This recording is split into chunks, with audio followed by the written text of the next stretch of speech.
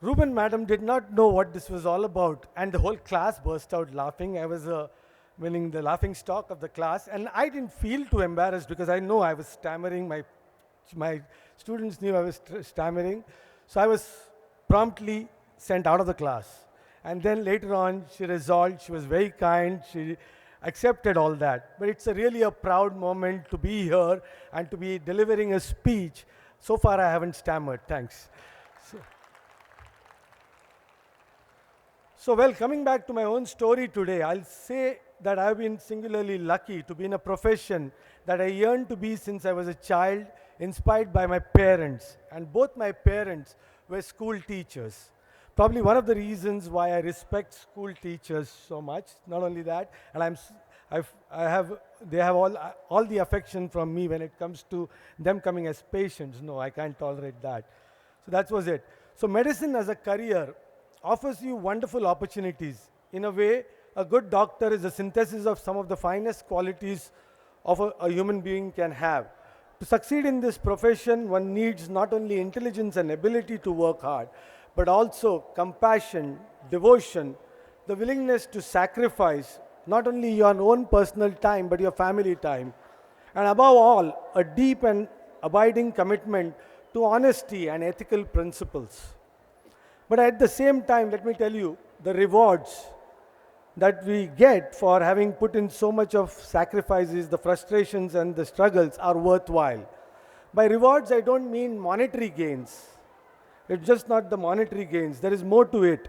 When you save the life of a human being, when you alleviate the suffering of a sick individual, or when you even train young doctors to work and excel in their field, you feel that your struggle was worth it. I can only thank the Almighty for giving me an opportunity to serve this noble profession, for noble it is and noble it always will be. Why do I say this with such emphasis?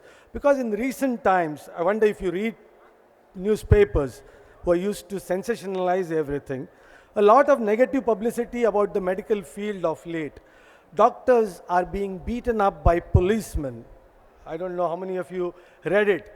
The doctors, the young doctors at most government hospitals, not only in the city but all over the state, were on a strike, which thankfully got abated, meaning it was withdrawn since yesterday night, and today onwards the doctors are back to work, thanks to somebody like the person sitting next to me.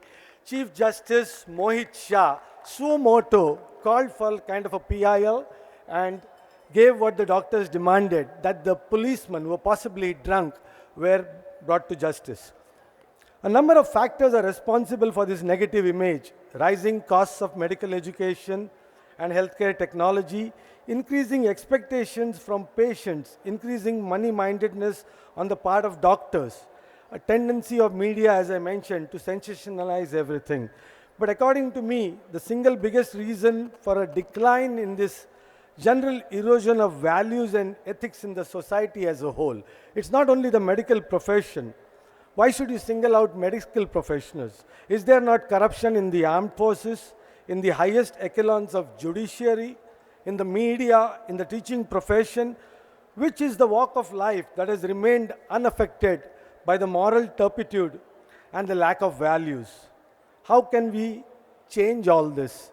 I humbly submit that if there has to be a change, it should be at the level of the individual and the basic unit of the society, the family.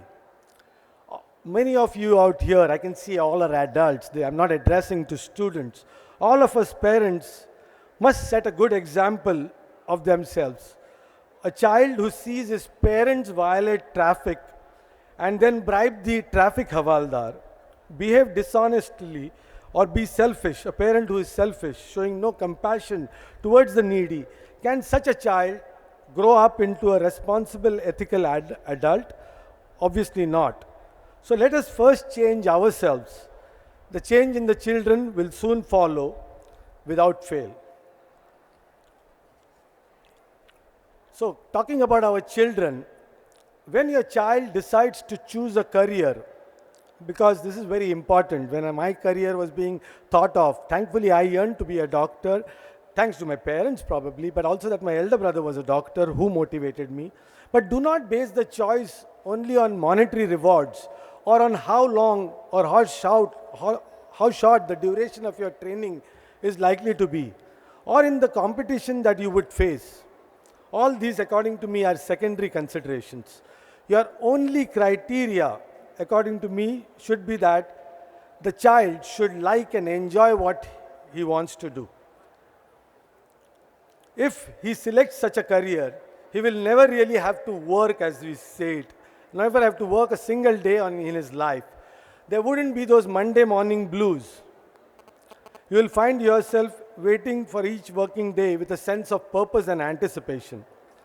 If you are goal directed, work hard, or have an aptitude for what you are doing and think big, in the words of Rudyard Kipling, yours is the world and everything that's in it. And the world needs you now more than ever. That's what I'm trying to tell to your children.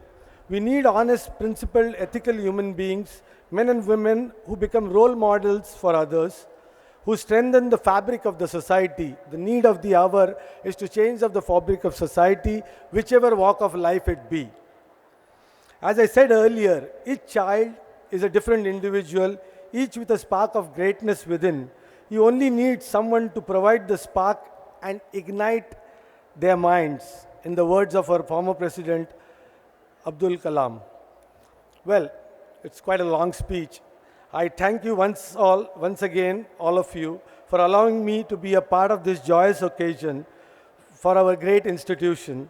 I wish you all a great success and Godspeed in your future endeavors and lives. With young boys and girls like our children, ready to carry the torch forward, be rest assured that the future of our country is in safe hands. Thank you.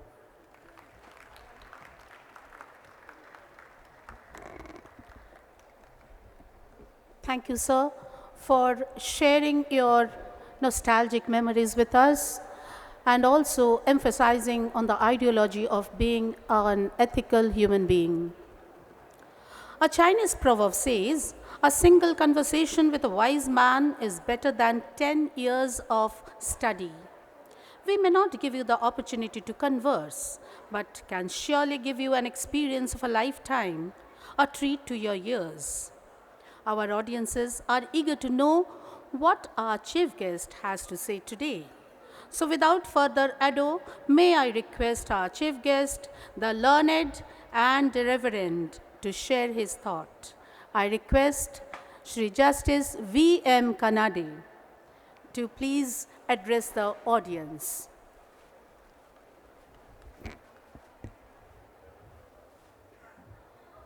Good evening to all of you and wish you a very happy and prosperous new year.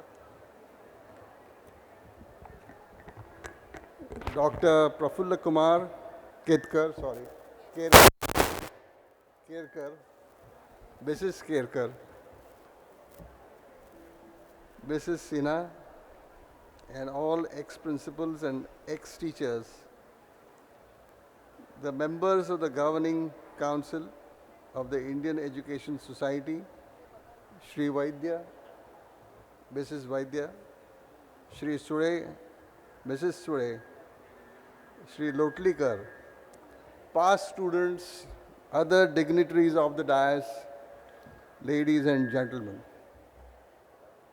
I must state with all humility that I feel absolutely greatly privileged, immensely proud, and profoundly delighted to be part of the Golden Jubilee celebrations of the IES V.N. Sure English Medium School, and also felicitation of Principal Mrs. Sinha and all other ex-principals and ex-teachers of this school. Returning to the school is for me like undertaking a pilgrimage, a homecoming of sorts. It has brought back all the nostalgic memories of the good time I spent in this school. IES English Medium School has been through a long, eventful and arduous journey of 50 years promoting a noble cause of education. The pioneering spirit and dedicated efforts of the founding members have brought this school to its current status and standard. The English medium school is the result of a vision conceived by Sri Vasantrao Narayan Sule and also the other founding members who were responsible for generations of students receiving instructions in English medium. The English medium school started in 1964 and it was named after him in 1994 or 97, I'm not so sure. I was fortunate to get admission in this school from its inception. The school has a track record of producing merit holders year after year. Students have achieved laurels in academic and non-academic fields. I believe the purpose of academic institutions is to give secular education, impart concrete training, sharpen the intellect of the students and widen their vision, acquaint them with changing times. Will you please